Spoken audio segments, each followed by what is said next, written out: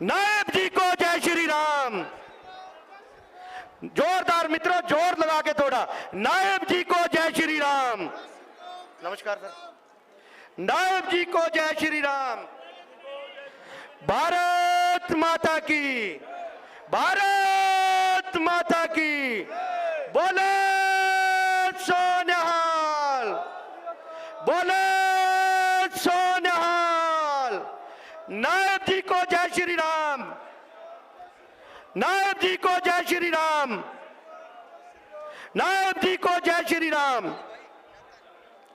जिस घड़ी का हमें इंतजार था, हमारे बहुत ही कर्मठ, बहुत ही युवा और हमारे हरियाणा की बागडोर इस समय जिनके हाथ में ऐसे जुझारू हमारे भाई नायब सिंह जी सैनी, हमारे माननीय मुख्यमंत्री हमारे बीच में पहुंच चुके हैं। उनके साथ ही मंच पर विराजमान भाई कृष्ण जी बेदी, पूर्व मंत्री, उनके साथ ही मंच पर विराजमान भाई हमारे कुरुक्षेत्र लोकसभा से लोकसभा के उम्मीदवार भाई नवीन जी जिंदल, मंच पर विराजमान हमारे तीनों मंडल अध्यक्ष, हमारे जिला के अध्यक्ष भाई रवि जी बतान और पूरी भारतीय जनता पार्टी की टीम हमारे बीच में पहुंची है। हम सभी का शाबत की इस पावन और पवित्र भूमि पर पहुंचने पर हार्दिक स्वागत और अभिनंदन करते हैं। मैं इसी के साथ ही आग्रह करता हूं भाई रवि बतान जी से, हमारे माननीय जिले के अध्यक्ष हैं भाई रवि जी बतान, रवि जी बतान से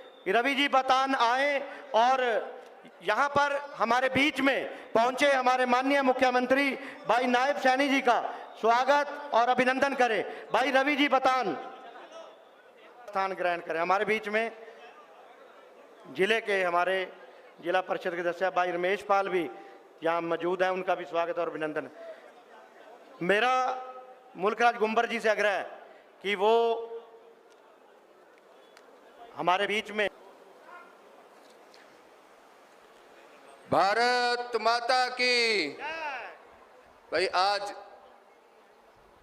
शाबाद मार्कंडे की भूमि में सबसे पहले तो हमारे बीच में पहुंचे इस हरियाणा प्रदेश के यशस्वी ओजस्वी तेजस्वी, उन्होंने जो 10 साल की कानूनी संघर्ष के बाद तिरंगा फहराने का अधिकार दिया, आज हम उन्हीं के अधिकार की वजह से तिरंगे को अपने संस्थान पे, घरों पे लगा सकते हैं।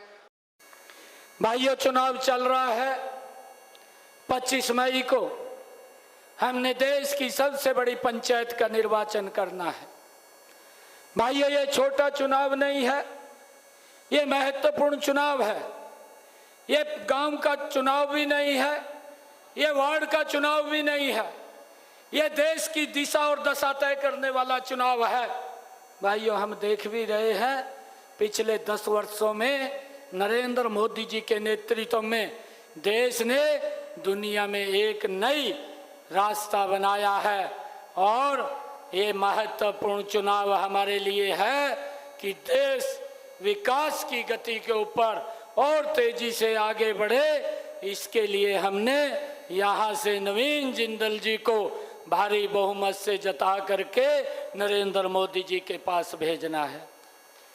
भाइयों, मुझे खुशी है, जब मैं पिछले बार 2019 में कुरुक्षेत्र के अंदर आया था, आप लोगों का भरपूर आशीर्वाद और सहयोग मिला था। भाइयों, इन 10 वर्षों में देखते ही देखते हमारा कुरुक्षेत्र भी बदला है, कुरुक्षेत्र के साथ प्रदेश भी बदला है और प्रदेश के साथ साथ पूरा देश भी नरेंद्र मोदी जी के नेतृत्व में बदला है।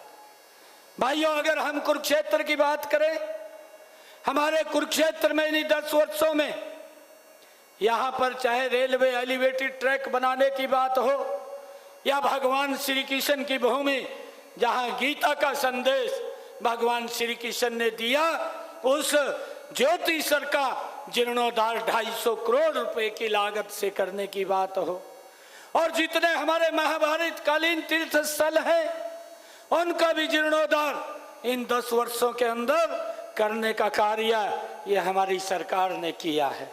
भाइयों, अगर हम देखते हैं लंबे समय के बाद कांग्रेस ने 55-60 वर्ष इस देश के ऊपर शासन किया है लोग समस्याओं से जूझते रहे, परंतु समस्याओं का समाधान वो करने में नाकाम रहे हैं। परंतु मैं आपको बताना चाहता हूं, चाहे शाहबाद है, चाहे कुरुक्षेत्र है और चाहे कैथल है, मेरे लोकसभा क्षेत्र के अंदर जितने भी भाइयों रेलवे के फाटक पड़ते थे, सभी जगह पर या तो अंडरपास बन गया या ओवरब्रिज बनाने का काम इन 10 वर्षों के अंदर ये हमारी सरकार ने किया है, नरेंद्र मोदी की सरकार ने किया है। भाइयों, लोगों के जीवन को सरल करने का काम ये हमारी सरकार ने किया है। भाइयों, मैं देखता हूँ चाहे इन 10 वर्षों के अंदर हमारी सरकार ने कुरुक्षेत्र पीपली में केंद्रीय विद्यालय खोलने की बात हो, चाहे भगवान श्री कृष्ण आयुष विश्वविद्यालय खोलने की कुरुक्षेत्र में बात हो, चाहे भगवान वाल्मीकि संस्कृत विश्वविद्यालय खोलने के कैथल के अंदर बात हो, चाहे मेडिकल कॉलेज कैथल के अंदर बनाने की बात हो, और भाइयों चाहे हमारे जो पलवल के अंदर कुरुक्षेत्र में राजकीय महाविद्यालय खोलने की बात हो, और चाहे शाहबाद के अंदर 100 बेड का बनाने की बात हो, और चाहे कुरुक्षेत्र के अंदर 200 बेड का हॉस्पिटल बनाने की बात हो, और भाइयों जितने हमारी लोकसभा के अंदर ये हॉस्पिटल हैं सभी में ऑक्सीजन प्लांट लगाने की बात हो, इन 10 वर्षों के अंदर गति से नरेंद्र मोदी जी के नेतृत्व में भाइयों हमारे इस कुरुक्षेत्र को आगे बढ़ाने का काम किया है। अगर हम देखते हैं यहाँ हमारे इस कुरुक्षेत्र के अंदर भाइयों, चाहे अंबाला से लेकर के इस्माइलाबाद, कैथल, नरवाना, कलायत और सीधा हिसार को जोड़ने वाला 4 लाइनिंग रोड हो, वो भी इन्हीं 10 वर्षों में बन करके तैयार हुआ है। चाहे इस्माइलाबाद से लेकर के नारनौल, नारनौल से सीधा जयपुर बम्बे को जोड़ने वाला रोड ग्रीनफील्ड एक्सप्रेसवे हो, और चाहे ठोल से शाहबाद को 4 लाइनिंग रोड जो गति से बन रहा है उसको बनाने की बात हो, चाहे शाहबाद से साहस लग 4 लाइनिंग रोड बनाने की बात हो, चाहे श्यामली से अंबाला को जोड़ने वाला जो हमारे इस क्षेत्र के अंदर आ रहा है 6 लेन बनाने की बात हो, और भाइयों चाहे हमारे यहाँ पर अगर हम देखें जो ये रोड नेशनल हाईवे जो दिल्ली से अमृतसर की तरफ जाता है जो हमारे शाहबाद में है, भाइयों इसको 4 लाइनिंग बनाने की बात हो, ये भी इसका सुदृढ़ीकरण करने का काम 550 करोड़ रुपए की लागत से ये हमारी सरकार ने किया है। भाइयों इतने सारे काम अगर हम अपने आसपास देखते हैं, ये बड़े काम मैंने आप लोगों के बीच में ये चर्चा रखी है, परंतु अगर हम गांव की तरफ देखते हैं इन 10 वर्षों में गांव की तस्वीर भी बदलने का काम ये हमारी डबल इंजन की सरकार ने किया है। भाइयों शहर और वार्ड की भी तस्वीर बदलने का काम ये हमारी सरकार ने किया है। भाइयों इस सरकार ने देश को बदला है, गांव को बदला है, वार्ड को बदला है, प्रदेश को बदला है, दुनिया में भारत को अग्रणी स्थान में ला करके नरेंद्र मोदी जी ने इन 10 वर्षों में देश का सम्मान बढ़ाने का काम किया है। भाइयों इस बात को हमने समझना चाहिए, यह सरकार काम करने वाली सरकार है। अगर देश में कोरोना जैसा वैश्विक संकट भी आता है, हमारी ये डबल इंजन की सरकार देश के 140 करोड़ लोगों के साथ कंधे से कंधा मिला करके खड़ी ही नजर आती है। 220 करोड़ डोज फ्री में लगाने का काम भी ये पैसी सरकार ने किया है। और भाइयों 80 करोड़ परिवारों को लगातार राशन पहुंचाने की व्यवस्था भी इन्हीं 10 वर्षों के अंदर, अगर कोरोना जैसा वैश्विक संकट आता है तो लोगों के घरों तक पहुंचाने की व्यवस्था ये हमारी सरकार ने की है। भाइयों मुझे खुशी है कि कांग्रेस के लोग जिस प्रकार से आज झूठ का प्रचार करते हैं, क्योंकि वो उन्होंने कुछ काम तो किया नहीं।